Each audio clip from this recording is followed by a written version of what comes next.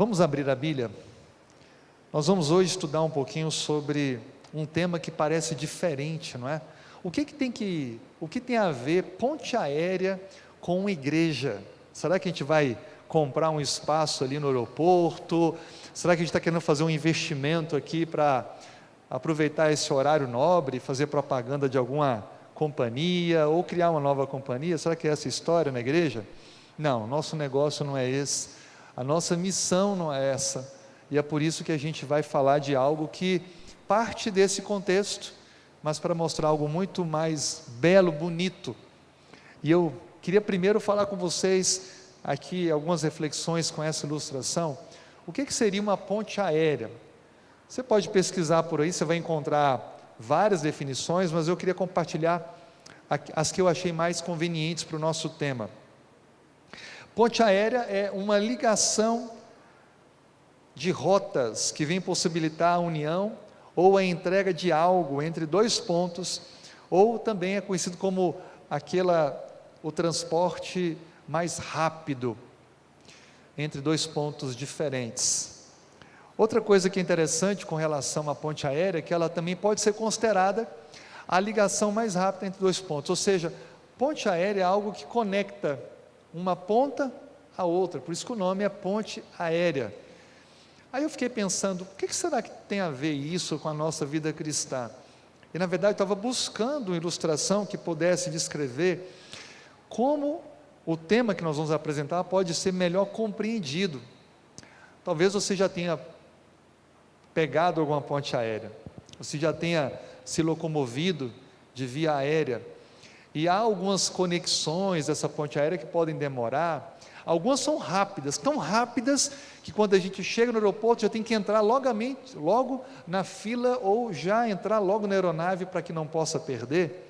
Talvez esteja falando para alguém, como eu, já perdeu uma ponte aérea, uma conexão, houve atraso do voo anterior, e quando você chegou, já não dava mais tempo, o avião já estava taxiando para decolar.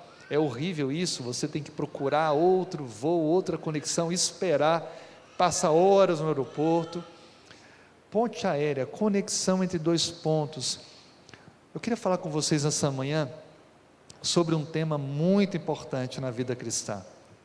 E para explicar o que é esse tema, a gente vai apresentar algumas definições dele, e aí você vai entender melhor sobre o que a gente vai falar nessa manhã.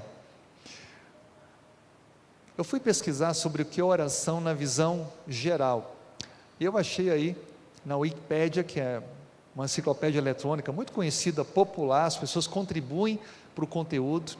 Olha a definição, que interessante. A oração é um ato religioso que visa ativar uma ligação diante de um ser transcendente ou divino. Tem ou não tem tudo a ver com ponte aérea? Uma ligação entre o ponto que está aqui e aquele que está lá. Não é isso? A oração é uma ponte aérea. Ela nos leva até esse contato direto com Deus. Há uma outra definição sobre oração, e eu quero partilhar agora algumas das definições que me chamaram muita atenção, de pessoas ao longo da história. O primeiro foi Agostinho de Hipona, importante sacerdote religioso, escreveu muito, e é usado na teologia, muitas das suas declarações. E sobre oração ele diz: a oração é o encontro da sede de Deus e da sede do homem, ou da sede de Deus e da sede do homem. Que coisa, não é? É exatamente essa ponte, essa conexão. João Calvino também escreveu muito conteúdo espiritual, e ele diz: a oração é o antídoto para todas as nossas aflições. E quantas aflições nós temos experimentado nesses últimos meses, e já pelo segundo ano, e não só da pandemia, outras circunstâncias diversas.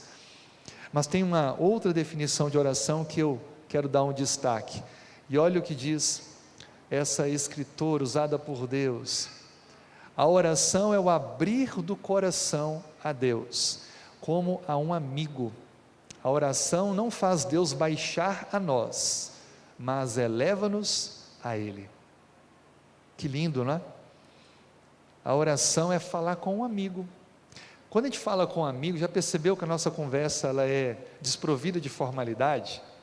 A gente vai direto ao ponto, a gente fala sinceramente. Às vezes o amigo está assim, com alguma coisa na roupa, a gente fala alguma coisa, ei, passa a mão aí, está sujo. Quando você não tem intimidade com a pessoa, você tem todo o cuidado, não é? Você fica esperando a oportunidade, você mede as palavras. Com amigo não, a gente fala de maneira mais espontânea. O primeiro ponto importante é esse. Oração, mais do que uma formalidade, é uma conversa com um amigo. Deus se coloca como nosso amigo, e Ele espera que nós sejamos sinceros, espontâneos com Ele. Por isso que a oração não pode ser decorada, memorizada. A gente vai encontrar na Bíblia algumas que foram feitas, servem como modelo, como uma referência, mas a oração ela é pessoal, cada um tem que ter a sua, e a oração de manhã não pode ser igual à oração da noite, a oração de sábado tem que ser diferente da de domingo, da de terça, da do dia 1º, diferente do dia 2, do dia 13, assim por diante.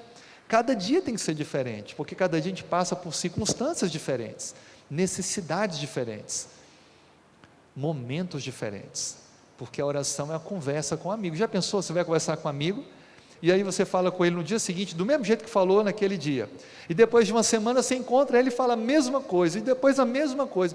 Esse amigo vai achar que você está doido, está acontecendo alguma coisa, dificilmente ele vai querer ficar muito perto de você, porque amigos falam de coisas diferentes, coisas novas, dialogam, abrem um coração.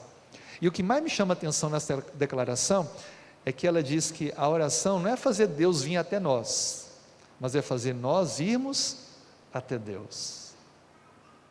A oração nos eleva até Deus.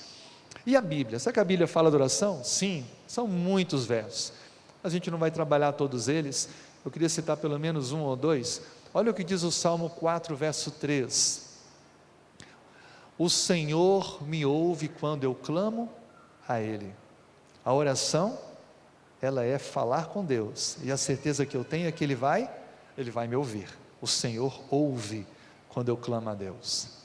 Talvez eu esteja falando para alguém aqui nessa manhã, que pode estar dizendo assim, mas comigo isso não funciona, eu já tenho falado tanto tempo, Deus não tem ouvido. E pode ser que você fique sendo tentado a pensar que Deus não se importa com você, ou pense assim, Deus tem tanta coisa mais importante para resolver, que esse negócio que eu peço para Ele não tem resposta. Será que nós temos na Bíblia apresentado um Deus que não pode ouvir o nosso clamor? Seja ele uma coisa grande ou pequena, seja ele simples ou complexo? Será que o Deus que a gente serve é um Deus que não se importa com a gente? Que não quer o nosso melhor? Eu queria dizer para você que Deus, Ele se importa, e biblicamente a gente percebe isso em vários e vários e vários episódios. Você não pode sair daqui nessa manhã sem a certeza de que Deus te ouve. A questão é que muitas vezes a resposta que a gente espera pode não ser aquela que para o momento Deus vai nos dar. Por isso que a oração, ela nos eleva a Deus, ela faz a gente olhar de maneira mais ampla, mais profunda. Pense bem, Deus olha para o ser humano e Ele vê a nossa vida como um todo. Ele vê o nosso início, o nosso nascimento, Ele vê o nosso crescimento, desenvolvimento, e vê o desfecho da nossa vida. E eu e você, o que a gente consegue enxergar? O presente. O passado a gente olha fotos, se tiver algum vídeo. Agora a gente não consegue ver nada além do futuro, a não ser a previsão do tempo colocada no jornal, que pode falhar. Deus não, Ele olha o passado, o presente e o futuro, e Ele sabe o que é melhor para o plano mais importante, a minha e a sua salvação. E dentro dessa visão, desse propósito maior, Ele vai permitir coisas acontecerem, ou Ele vai efetuar alterações no percurso, para que esse plano, ele aconteça em nós. Tudo o que Deus quer é o nosso bem, e o nosso bem mais profundo, que é a nossa eternidade. Aí, quando você tem essa compreensão, você não fica olhando mais pontualmente, e querendo exigir de Deus uma atenção do seu jeito. Senhor, eu peço isso e preciso disso, mas dentro desse plano maior, seja feita a tua vontade. Como é que a gente pode aprender melhor sobre oração? A gente queria compartilhar com vocês 4 lições que Jesus nos dá sobre a oração. Antes de a gente ler essas lições, mais um texto que ele também ensina, olha o que diz Mateus 7, verso 7. Pedi e dá-se-vos-á, buscai e achareis, batei e abri-se-vos-á. Então a oração é uma busca, é um esforço, é um desejo humano manifesto para o favor total de Deus. Mas como é que a gente poderia então, agora com Cristo, aprender o que é a oração? Ou quais os elementos fundamentais da oração? Então para isso a gente vai ler agora o Evangelho de João, capítulo 14, verso 13. Então vou aguardar que você procure na sua Bíblia, o Evangelho de João, capítulo 14, verso 13. Olha o que nós aprendemos com Jesus sobre a oração. Evangelho de João, capítulo 14, versículo 13.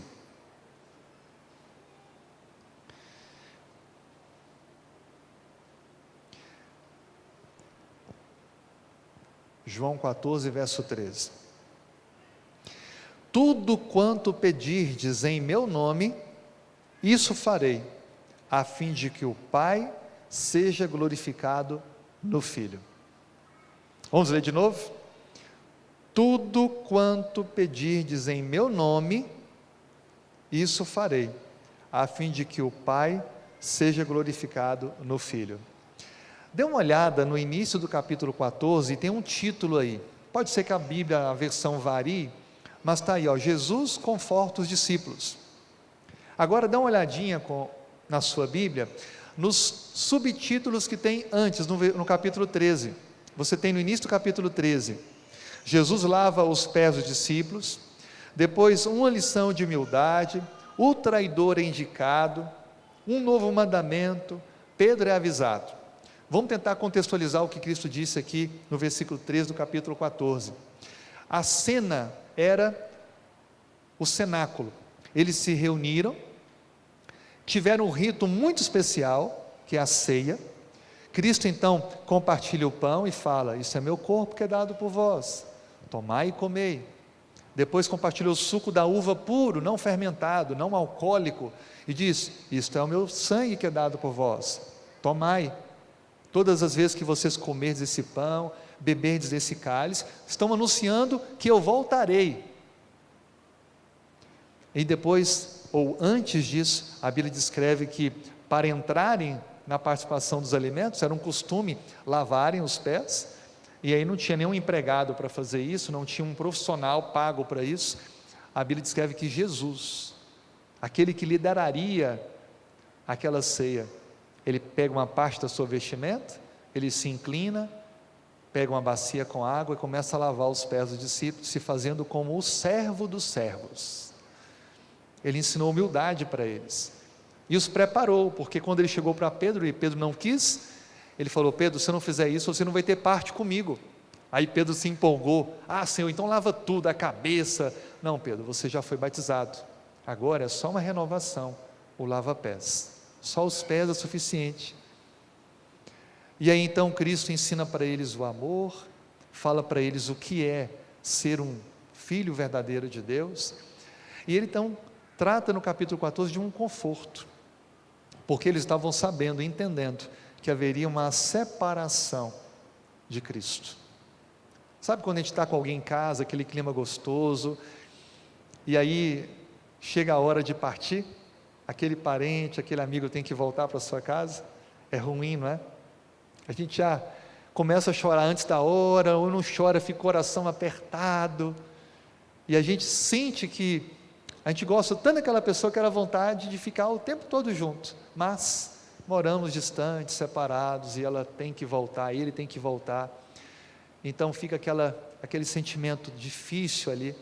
Cristo percebeu isso, e ele procurou confortá-los, os discípulos, trazer palavras de ânimo para eles, e uma das coisas que ele falou é agora o versículo 13, tudo quanto pedirdes em meu nome, isso farei, a fim de que o Pai seja glorificado no Filho. De todos os confortos, de todas as mensagens que Jesus deu, essa é a mais especial, porque ela remete à vida aqui. O outro que supera esse em importância é a promessa que ele disse: eu vou voltar para buscar vocês, eu vou preparar lugar. Mas enquanto ele não volta, esse verso, essa promessa, ela é a mais importante, porque nós temos necessidades, temos lutas, desafios. E aí? A gente não vai ter o Senhor conosco, e quando faltar o pão? E quando a gente encontrar pessoas doentes? E quando vier alguém tomado pelo inimigo, com a sua mente totalmente transformada, o que a gente deve fazer? Aí esse verso, ele vem justamente para trazer a resposta. A cena, portanto, era essa, o contexto era esse. Que lições a gente tira, ou que lições Jesus dá para nós nessa declaração? A primeira lição, que sem dúvida é tão importante quanto. Jesus, ele começa a declaração dizendo para os discípulos assim: olha, tudo quanto pedirdes. A primeira lição que a gente tira dessa declaração de Cristo é com respeito à abrangência da oração. Você consegue entender a abrangência que está envolvida aí? Será que tem limite para a oração ou para aquilo que pode acontecer com a pessoa que ora com fé? Não há limite. Cristo, ele usa a palavra tudo. Não é só coisas boas, não é só coisas pequenas, não é só coisas pessoais, não é só coisas coletivas, não é só coisas que visam isso ou aquilo, é tudo, tudo. A abrangência é total. Não há limites para a oração, não há limites para o agir de Deus, não há nada demasiadamente complexo que Deus não possa resolver. Por isso que Ele é o especialista nas causas impossíveis. A abrangência da oração, ela alcança qualquer pessoa, não importa a condição social, não importa a sua idade, ou o contexto do problema que ela esteja enfrentando. A oração, ela abrange tudo, ela alcança tudo. A segunda lição que a gente tira e aprende da fala de Cristo, a primeira é com respeito à abrangência, a segunda com respeito à mediação. Olha o que a Bíblia ensina para nós: tudo quanto pedirdes em meu nome, disse Jesus. Aqui entra um detalhe importante. Eu não devo exigir de Deus nada, porque eu não tenho o direito de fazer isso, porque eu sou indigno, eu sou um pecador. Mas tudo o que pedirmos em nome de Jesus, aquele que tem todo o direito, aquele que pagou o preço, aquele que é perfeito, aquele que em nada caiu e nada falhou, aí é diferente, aí é totalmente diferente. Sabe quando você tinha um problema, ia conhecer alguém de uma empresa, de um setor público, te conhecia, aí fez o contato, essa pessoa te ajudou a resolver um problema, que era seu direito de resolver, mas que precisava de alguém mediar? É o que está dizendo: olha, não importa o problema que você passe, não importa a luta que você tenha, eu, Jesus, sou o mediador, então não esqueça de me mencionar, não esqueça de me buscar, porque o Pai vai atender. Não há nenhuma causa que eu leve para o Pai que Ele não atenda. A mediação, ela mostra que o mérito não está em mim, mas em Cristo, o que morreu e ressuscitou, o Salvador. Sabe, a oração, ela não depende de sacrifícios humanos. Não é porque você vai deixar de comer algumas horas, alguns dias, fazer jejum, ou porque você vai fazer isso ou aquilo outro, que Deus vai te atender. É por Cristo. Tudo isso, se você fizer com o propósito certo, pode ser uma bênção. O jejum, estou com uma causa difícil, estou orando a Deus, fazer o jejum, ótimo, Ele vai te ajudar a ter uma mente mais clara, vai descansar seu estômago, há estudos vários sobre isso. A importância do jejum é benéfico, faz bem, tanto físico como espiritualmente.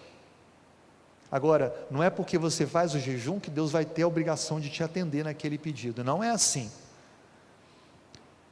Deus nos atende por causa de Cristo. Cristo e somente Cristo, porque Ele é o mediador. Por isso que nenhuma oração nossa pode esquecer de mencionar Cristo. É em nome dEle que a gente deve orar, não é em nosso nome. Eu apresento minhas lutas, mas peço em nome de Jesus. E Jesus Cristo vai levar ao Pai. Primeiro, abrangência, tudo. Segundo, mediação. E o terceiro princípio ou lição que tiramos da fala de Cristo, uma promessa. Ele diz: tudo quanto pedirdes em meu nome, eu ou isso eu farei. Isso farei. Ele fez uma promessa.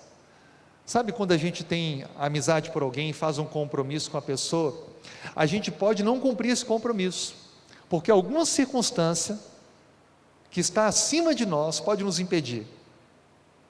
Já aconteceu com você de marcar compromisso com alguém, alguma coisa, uma chuva forte, alguma coisa aconteceu, você adoeceu, ou perdeu o transporte, não pôde cumprir aquele agendamento, aquele compromisso?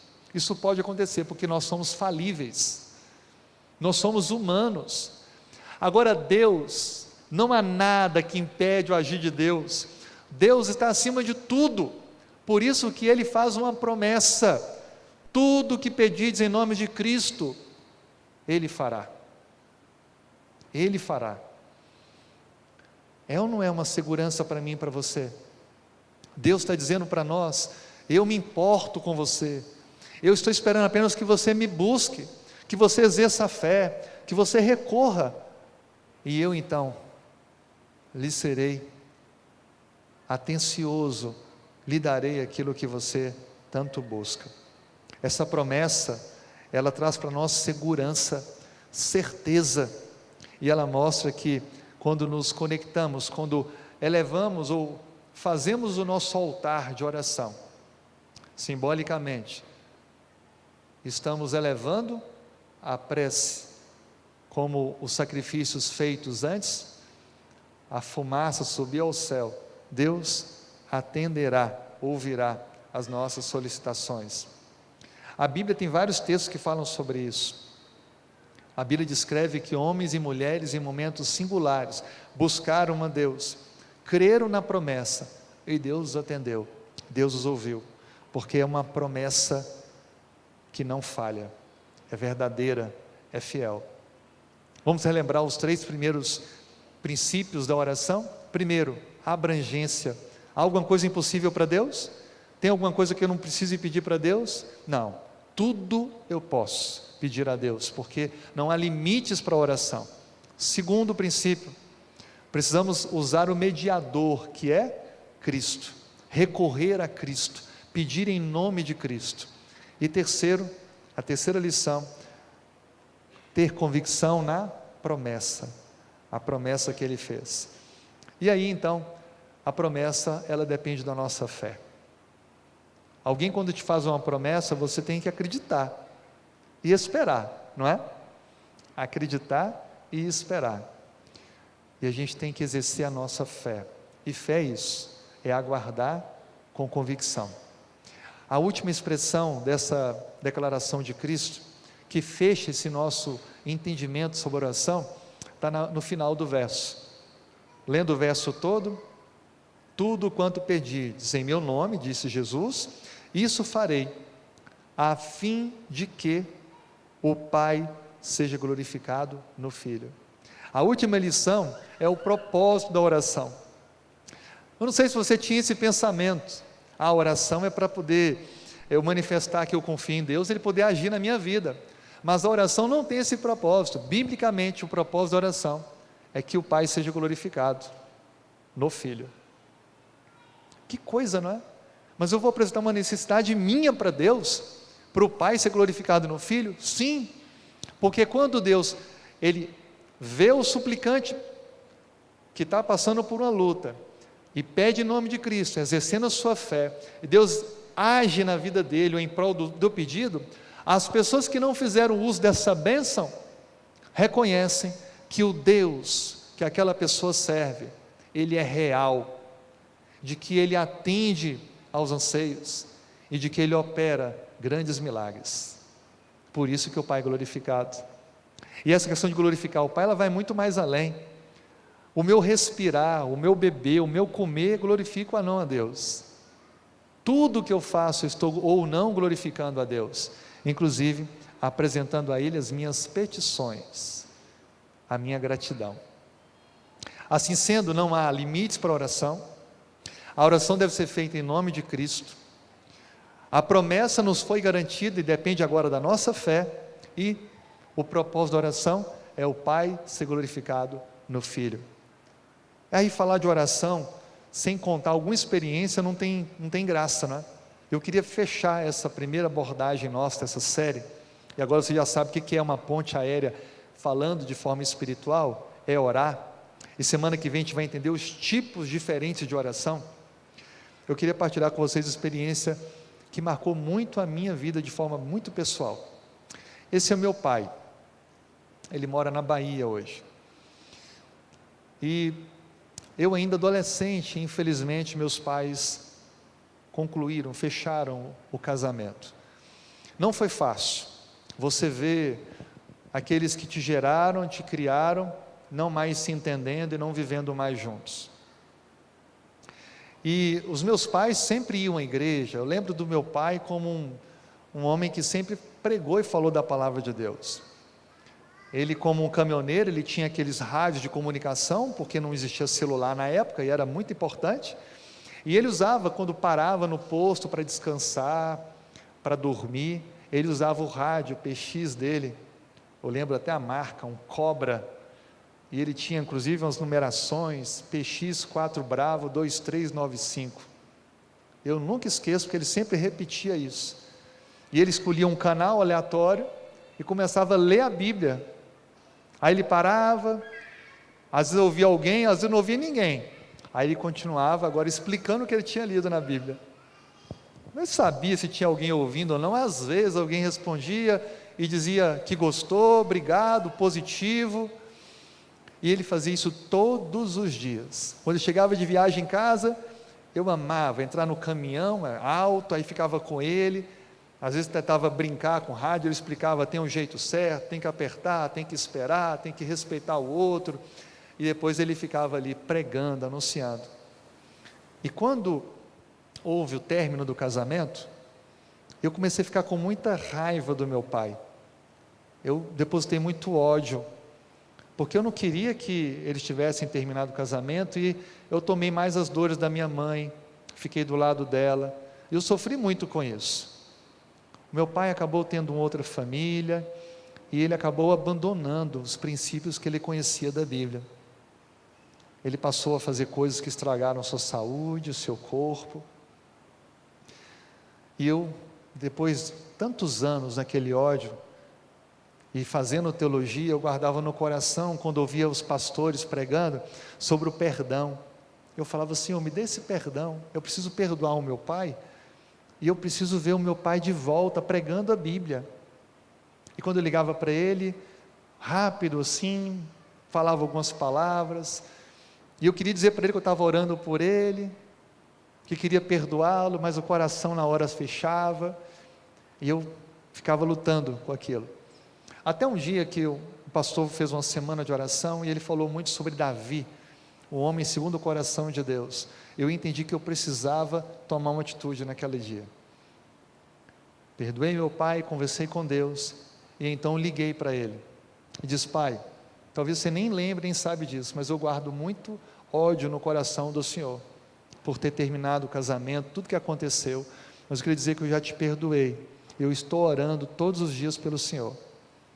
Ficou mudo o telefone um tempo, depois eu ouvi, percebi que ele estava chorando, ele agradeceu, ficou sem graça, e depois em outra vez eu liguei de novo, a conversa foi melhor, e eu continuei orando pelo meu pai, e o meu pedido de oração era só um, eu quero ver meu pai de novo, pregando a Bíblia, porque eu sabia que para ele pregar a Bíblia, ele tinha que viver a Bíblia, e eu continuei orando pelo meu pai, e sabe quanto tempo demorou essa oração? E algumas vezes eu era tentado pensar assim, que Deus não estava me ouvindo, fiz teologia, me tornei um pastor, pregando, falando de Deus para as pessoas, mas o meu pai ainda não estava vivendo os princípios que ele me ensinou quando era criança.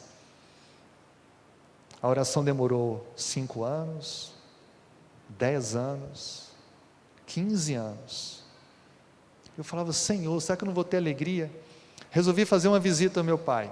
Saí com a família, fui longe, 2 dias de carro, só para fazer uma visita para ele. Ficamos lá uns 3 ou 4 dias.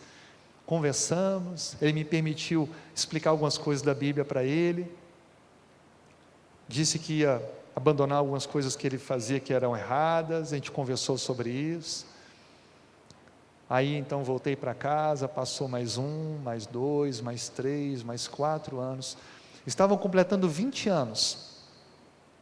Meu pai então, em uma das conversas, fala assim: filho, eu não te contei, mas eu estou estudando a Bíblia de novo. E eu estou fazendo um estudo bíblico na igreja adventista aqui na cidade. Lembra quando você veio aqui, a gente foi lá, eu te acompanhei na igreja, eu conheci algumas pessoas, elas estudaram a Bíblia comigo, e eu só queria tirar algumas dúvidas com você, quando você tiver um tempo, a gente conversar, mesmo por telefone. Eu resolvi, dei um jeito, ele veio para cá, ficou aqui em Belém comigo, a gente passou 1 mês juntos, ou um pouco menos, e ele voltou, continuou estudando. E então, em 2017, eu tive a alegria de batizar o meu pai. Esse foi um dia que marcou a minha vida. Entrar no tanque de batismo com um homem que me ensinou o que é a palavra de Deus. Vocês não sabem o que é sentir isso. Foi um dia singular.